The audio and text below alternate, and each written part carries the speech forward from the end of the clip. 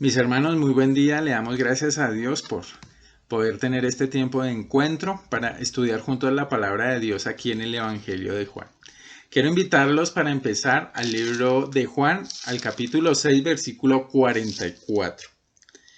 Capítulo 6, versículo 44. Dice el Señor: ninguno puede venir a mí si el Padre que me envió no le trajere, y yo le resucitaré en el día postrero. Y quiero centrarme en esa expresión no le trajere, porque es evidente en la escritura que el Señor trata con hombres y con mujeres a través de traerlos a Él. Él es el que toma la iniciativa, Él es el que busca y Él es el que a través de diferentes circunstancias en el tiempo nos atrae a sí mismo con lazos de amor. Y aún utiliza, y en el tiempo de Jesús utilizó señales tremendas. Y quiero que miremos nuestro versículo lema aquí en Juan 20, 30 y 31, donde nos cuenta las señales del Señor tenían un propósito, y era que vieran su divinidad y vieran la realidad de su propia existencia como Salvador, como el que había venido no para condenar, sino para salvar. Versículo 30 del capítulo 20 dice: hizo además Jesús muchas otras señales en presencia de sus discípulos, las cuales no están escritas en este libro. Pero estas se han escrito para que creáis que Jesús es el Cristo, el Hijo de Dios, y para que creyendo tengáis vida en su nombre. Y vamos a leer una historia que nos ejemplifica esta realidad, de cómo el Dios poderoso atrae a los hombres hacia Jesús.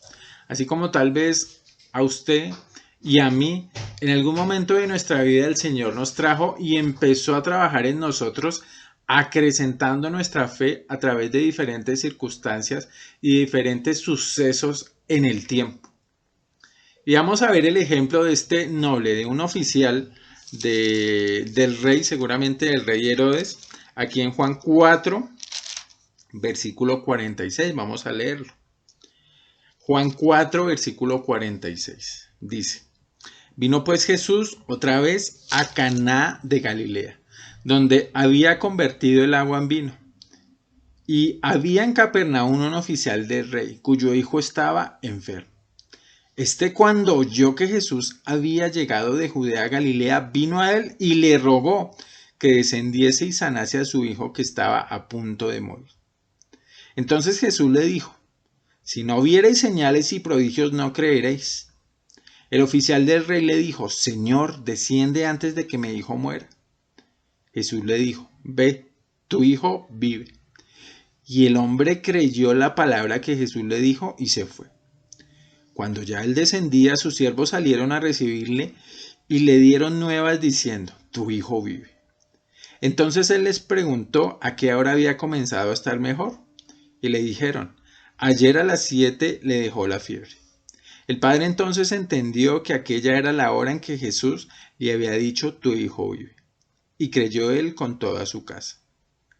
Esta segunda señal hizo Jesús cuando fue de Judea a Galilea. Y estamos viendo aquí en los detalles de Juan 4 el viaje de Jesús por Galilea. Y recuerde que habíamos visto cómo era confrontante la respuesta de esos pueblos delante del Señor. Muchos no lo honraron, muchos no le creyeron, muchos trataron de, aún en Nazaret, de asesinarlo porque no creían en sus palabras y no creían lo que él decía hacer. Aunque unos pocos, leíamos ahí en el versículo 45, le recibieron y le dieron honra. Y el Señor, en su maravillosa gracia, ha trabajado con nosotros, y el ejemplo que vamos a ver es el de este noble, el de este oficial del rey, cuyo hijo estaba enfermo. Y quiero que lo miremos de la siguiente manera, a través de un título como las etapas de una fe creciente. Cómo el Señor acrecienta la fe, cómo el Señor actúa en la vida de los que Él quiere atraer para sí mismo. Y quiero que miremos 4 puntos bien sencillos, y es una fe desesperada, una fe que es confrontada, una fe que se pone a prueba y una fe que es confirmada. En el versículo 46 vamos a ver cómo existe y el Señor permite en la vida de este hombre una fe que empieza con desespero. Esa es una primera etapa. Cuando Jesús ingresó a la ciudad de Caná, había un noble que seguramente era de la corte real del rey, era alguien que tenía una posición destacada dentro de la corte del rey Herodes, y este hombre se acerca a Jesús. Las acciones de este hombre pues demuestran exactamente cómo una fe empieza a través de una circunstancia bien difícil. Dice el 46, vino pues Jesús otra vez de Caná de Galilea, donde se había convertido el agua en vino, nos dice. En esta ciudad, aparentemente había sucedido ese milagro, pero aparentemente la gente no creía en el Señor. No le reconocían y no le daban la honra. Y el Señor va a utilizar toda esta escena para dar otro testimonio de su poder y para dar otro testimonio de su deidad. Y va a utilizar a este hombre. Dice que había en Capernaum un oficial del rey cuyo hijo estaba enfermo. Qué circunstancia tan tenaz, ¿no? Había una necesidad desesperada. El hijo de este hombre, su amado hijo, estaba a punto de morir.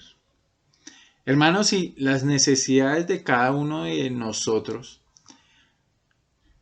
nos confrontan como a cualquier ser humano.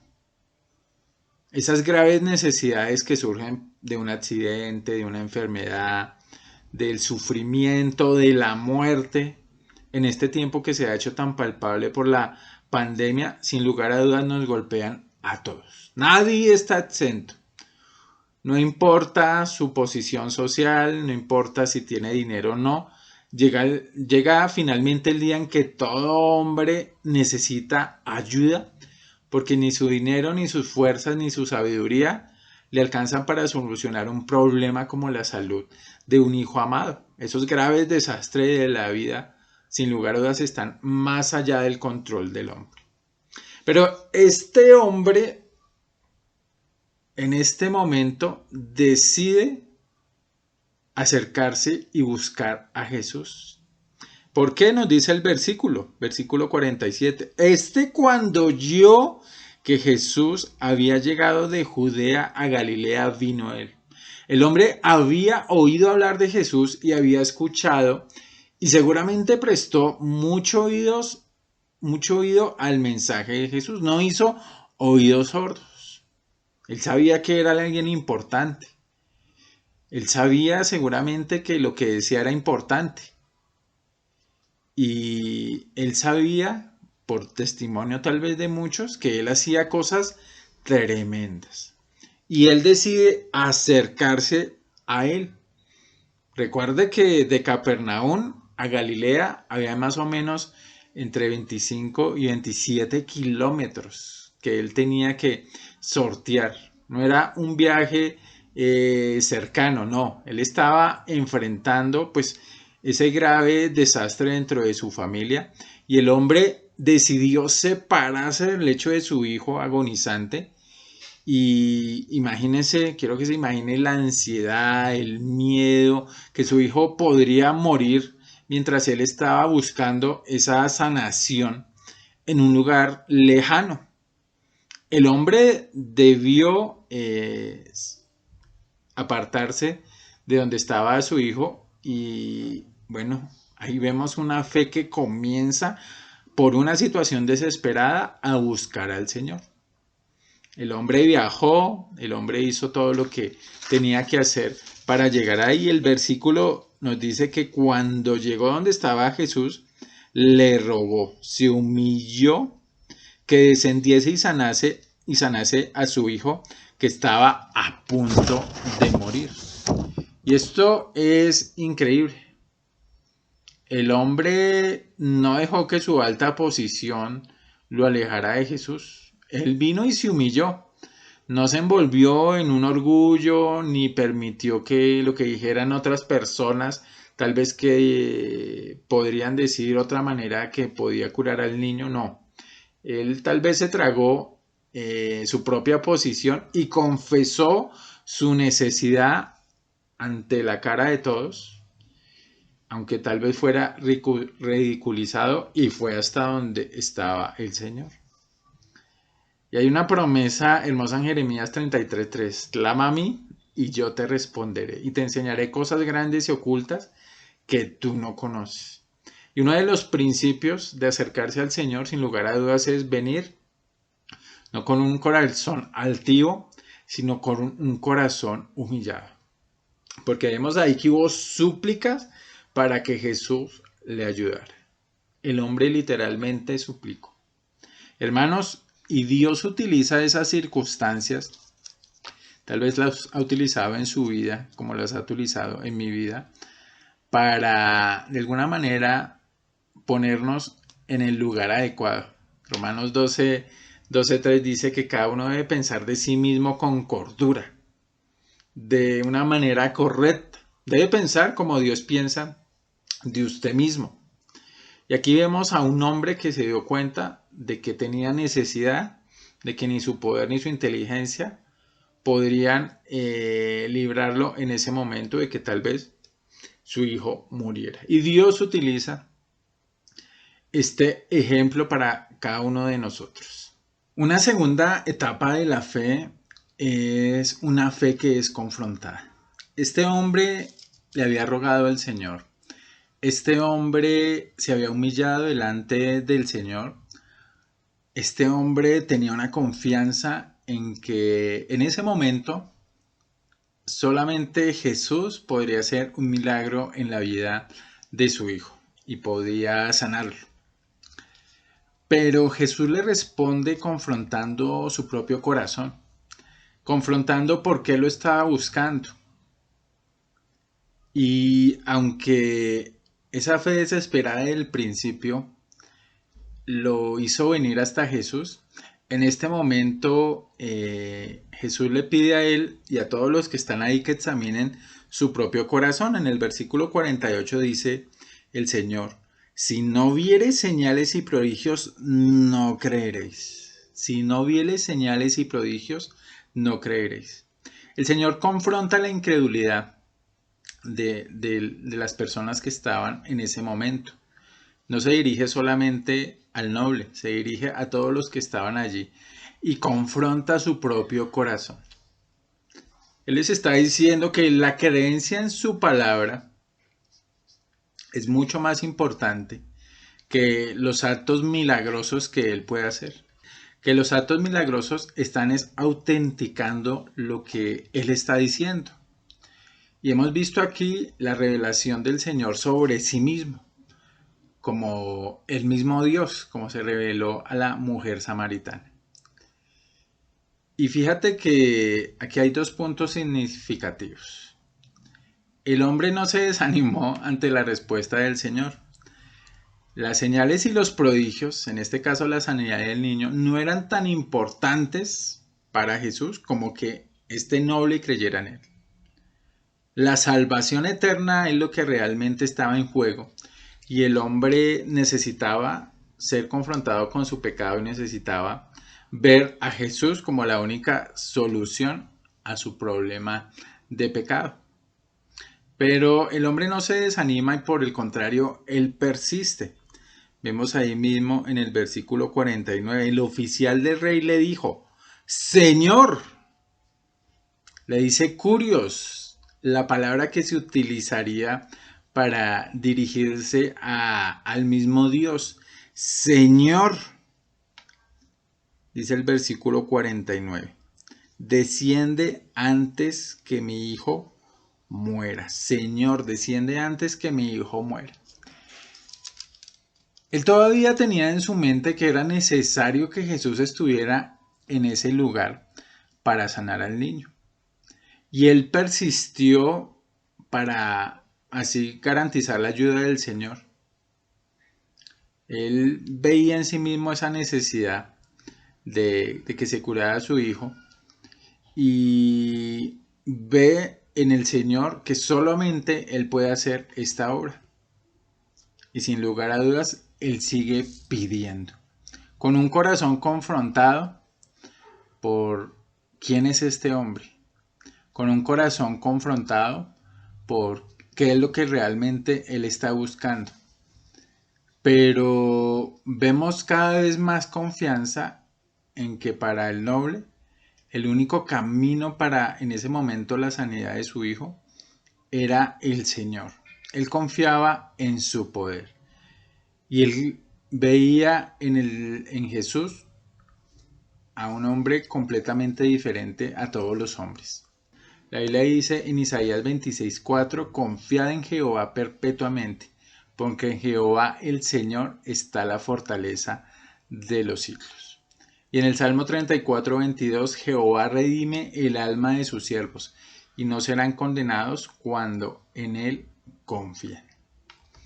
Hermano, la fe se revela de muchas maneras y en muchos grados. El Señor aquí lo que estamos viendo es cómo va acrecentando y trabajando en la fe de este hombre para que él vea lo realmente importante más allá de la sanidad de su hijo, para que él vea su propia necesidad de un Salvador. Hay una tercera etapa en la fe del noble y es como esta es puesta a prueba. Él vino y se acercó a Jesús con una fe desesperada por su situación. Es confrontado por el Señor Jesús por la realidad de su corazón. Y ahora es puesto a prueba. Esa confianza es puesta a prueba para que esa confianza se vuelva obra y obediencia. Aquí hay tres cosas bien importantes. La primera es que hay una orden y una promesa del Señor Jesús que se hacen con mucha fuerza. La orden es que Él se vaya. Ve, le dice, ve. Pero esa orden va acompañada con una promesa. Tu hijo vive. Tu hijo vive, le dice Jesús. El hombre que recuerde que venía con la intención de llevarse a Jesús para que lo sanara tal vez en Capernaum, el hombre en ese momento cree. La creencia del hombre no solamente se quedó pues en palabras, sino él creyó la palabra del Señor y obedeció. Mire cómo lo dice. Y el hombre creyó a la palabra que Jesús le dijo. El hombre creyó a lo que Jesús le dijo y se fue. Es tremendo. Esta fe en este momento es retada, es probada y él emprende su viaje de regreso. Fue una acción instantánea. Él confió de inmediato en lo que le decía el Señor y se fue de inmediato. Caminó a su casa a ver a su hijo y recuerde que era un viaje bastante largo. Él actuó basándose en lo que el Señor le había dicho. Él tenía confianza en que el Señor no le mentía, que el amor, la compasión y la preocupación del Señor eran genuinas, que Jesús se preocupaba por su situación. Él confió en el conocimiento del Señor. Tal vez el Señor no sabía ni siquiera dónde vivía el hijo de este hombre y confió en la omnisciencia del Señor, que Jesús sabía que su hijo estaba en ese lugar, que iba a ser curado y aunque estaba a tantos kilómetros de distancia, él podía hacerlo. Y este hombre confió en el poder del Señor, en su omnipotencia, que Jesús tenía el poder de curar a su hijo, incluso desde una gran distancia. Esta fe del hombre es puesta a prueba y él confía. Y me recuerda la historia de Naamán, que Naamán se dirige donde el profeta y el profeta simplemente le dice, ve y lávate en el río. Eso era lo único que tenía que hacer. Y él en su corazón tuvo hasta ira por eso tan sencillo, tenía que hacerlo. Pero finalmente fue y obedeció lo que le decía el profeta. Así está ocurriendo en este momento con el noble y con Jesús. El Señor utiliza su palabra y nuestra fe sin lugar a dudas se va a ver evidente en que creamos lo que dice este libro, en que lo obedezcamos, en que lo pongamos en práctica. Dice Santiago que la fe, si no tiene obras, es muerta en sí misma. Dice Santiago que cada uno de nosotros debe verse en un espejo y no puede quedar igual, que tiene algo que pasar. Eso lo hace la fe.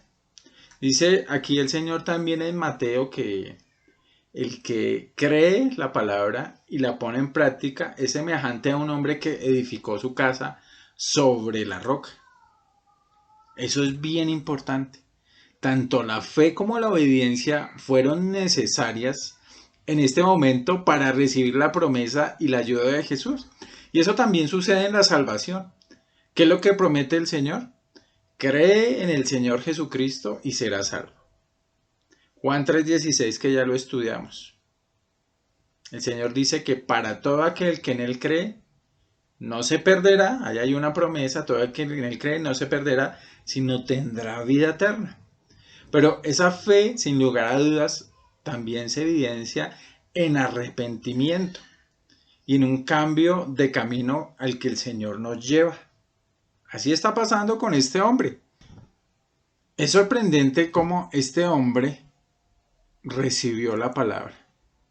Al contrario de muchos que piensan que la palabra de Dios no es suficiente. Recibió la palabra de que su hijo estaba sano, que estaba allí en Capernaum, que aunque estaba lejos, el Señor lo podía curar allí donde estaba. Y él, después de haber implorado al Señor, su fe es probada e inmediatamente obedece. Hermanos, no existe fe real aparte de la obediencia. No existe fe real aparte de el trabajo en obedecer la palabra del Señor.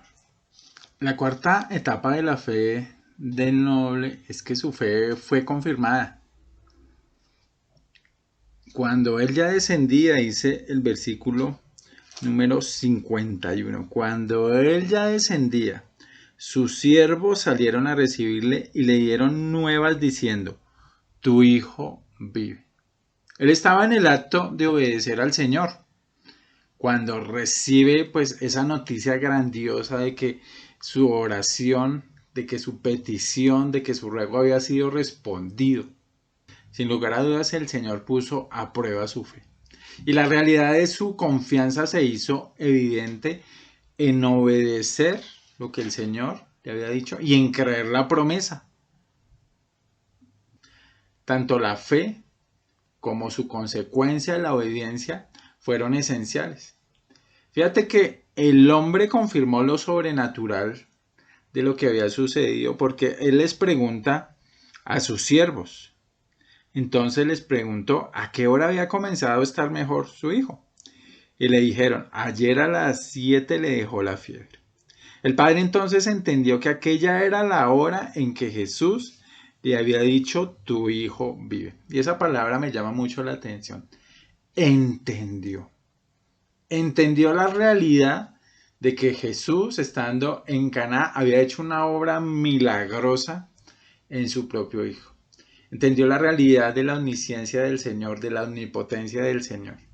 Hermanos, si para nosotros es un testimonio de quién era Jesús, no solamente con lo que decía, sino también con lo que hacía.